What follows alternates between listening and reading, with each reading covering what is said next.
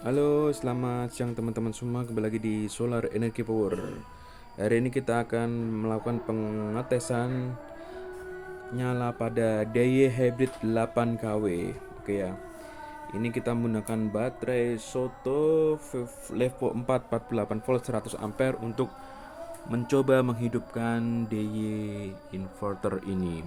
DAY Hybrid ini sudah bidirectional inverter ya. Oke, kita sekilas di sini.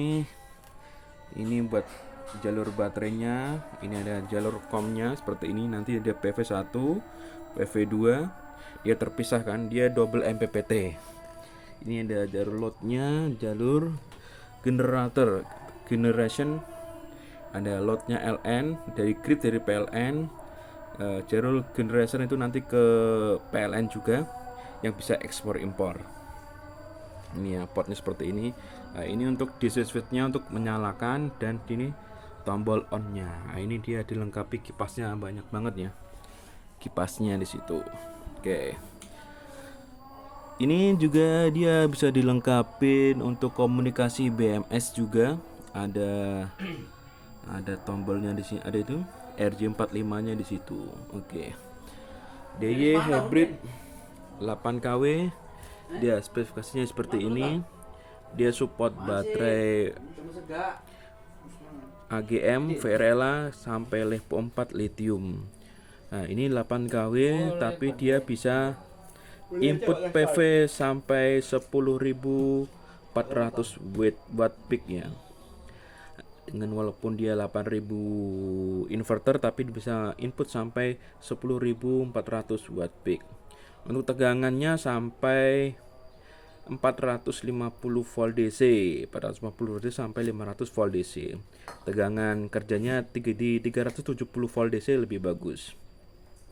Nah, di ini juga untuk peaknya sampai 16.000 ya. Untuk peaknya 16.000 10 detik. 10 detik, jadi dia bisa menahan kejut sampai 16.000 10 detik pada 10 detik ya.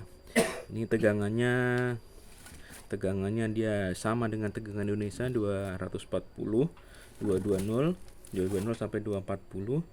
Nah, frekuensinya 50 sampai 60 Hz. Nanti bisa ada pilihannya. DAY Hybrid ini bisa dikontrol dengan web juga bisa, atau dengan aplikasi SolarMan. Tersedia di Play Store. Ya. Barangnya istimewa, beratnya juga lumayan berat ini DAY ini.